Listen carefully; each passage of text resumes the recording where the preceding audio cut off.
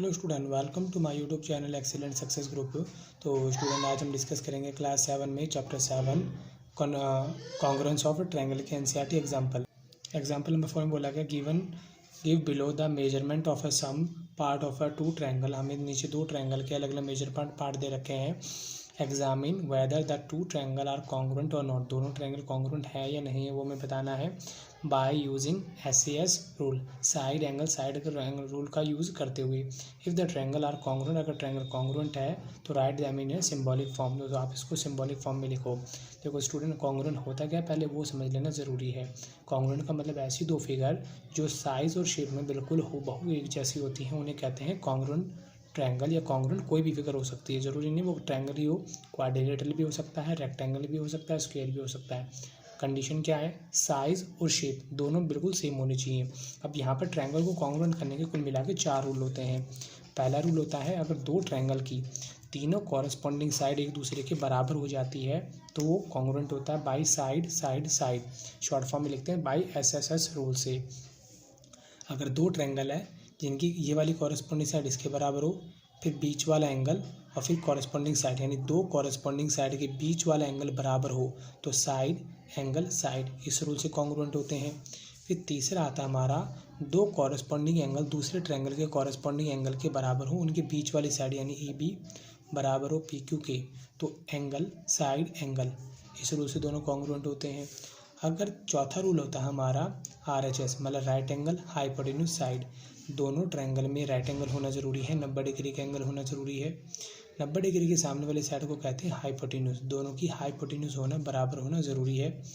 BC बराबर हो QR के या फिर AB बराबर हो PQ के। तीसरी साइड हमारी कोई भी बराबर हो सकती है, तो रूल लगता है RHS। ठीक है, ये 4 रूल है कॉन्ग्रुएंट प्रूफ करने के, तो इन चारों में से कोई सा भी रूल लग सकता है। तो यहाँ पर जैसे हमें डायमेंशन दे रखे हैं वैसे यूज़ यहाँ पे करेंगे।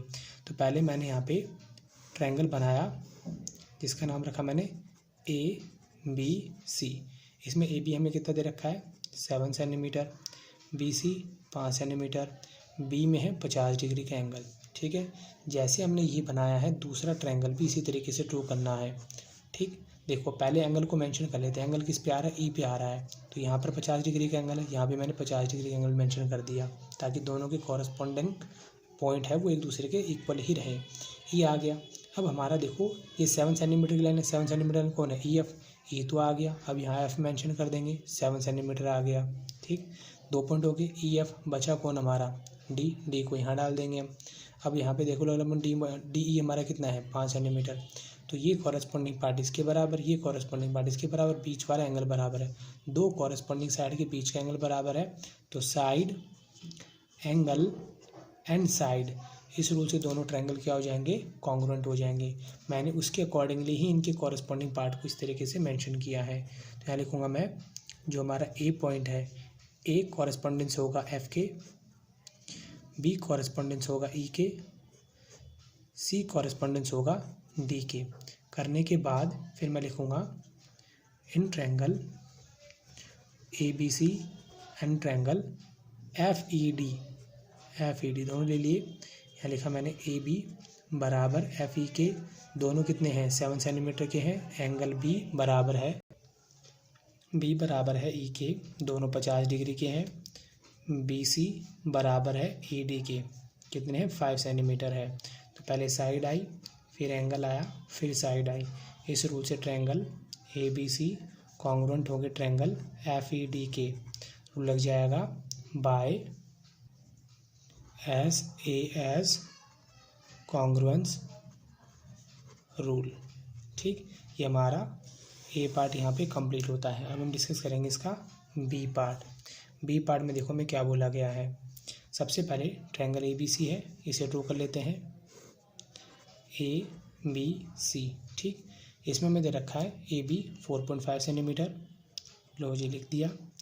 AC 4 सेंटीमीटर, A हमारा 60 डिग्री का एंगल है।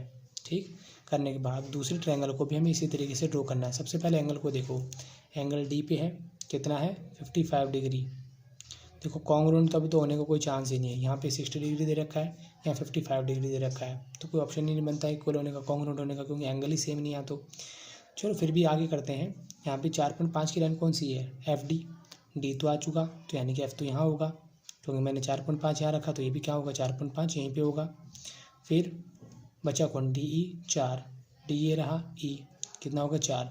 देखो दोनों कॉरेस्पॉन्डिंग साइड तो एक दूसरे के बराबर है, ये वाली साइड इसके बराबर, ये वाली साइड इसके बराबर, बट बीच वाला जो कॉरेस्पॉन्डिंग एंगल है एक दूसरे के बराबर नहीं है। अगर कॉरेस्पॉन्डिंग एंगल बराबर नहीं है तो हम इसको कॉन्ग्रुएंट नहीं कह सकते, ठीक है। तो यहाँ लिखेंगे in triangle A B C and triangle D E F, हमारा एंगल ए नॉट इक्वल है डी के, बराबर नहीं है, तो इस वजह से दोनों ट्रायंगल कॉन्ग्रुएंट नहीं हो सकते। तो स्टूडेंट ने हमें मेंशन कर दिया दोनों एंगल बराबर नहीं है, इस वजह से हम नहीं कह सकते कि ट्रायंगल दोनों कॉन्ग्रुएंट होंगे या नहीं होंगे, ठीक है, क्योंकि यहाँ के इनके एंगल बराबर नहीं निकल के आए हैं। ये हमारा पी पार्ट हो गया। अब डिस्कस करेंगे इसका सी पार्ट। तो स्टूडेंट सी पार्ट के लिए मैंने ट्रायंगल यहाँ पे ए बी सी ले लिया है। हमें यहाँ पे क्वेश्चन में गिवन है, देखो जरा, ये हमारा बी सी 6 है, ए सी 4 और बी पे 35 डिग्री का एंगल है। तो यहाँ लिख दिया मैंने बी 35 डिग्री का एंगल है, बी सी हमारी 6 सेंटीमीटर है, ए सी हमारी 4 सेंटीमीटर है, मेंशन कर दिया। अब इसी तरीके से हमें इस वाले को लेना है। एंगल देखो ई कितना 35, तो मैंने ई को यहाँ पे रखा 35 पे, ठीक है। अब ई आने के बाद बी सी 6 है, तो इसमें 6 कौन है, ई एफ, ई ए रहा, तो एफ यहाँ पे आ जाएगा 6 सेंटीमीटर। अब ई एफ आगे बचा कौन, डी, तो डी हमारा कहाँ चला जाएगा, ऊपर, डी एफ हमारी है 4 सेंटीमीटर। तो स्टूडेंट यहाँ पर मैंने आपको रूल बताया था, दो कॉरेस्पॉन्डिंग साइड तो इक्वल है, ये वाली साइड इसके बराबर है, ये वाली साइड इसके बराबर है, इन दोनों साइडों के बीच वाला एंगल बराबर होना चाहिए था, जो कि हमें यहाँ पे क्वेश्चन में गिवन ही नहीं है। तीसरा एंगल गिवन है, ऐसा नहीं होना चाहिए।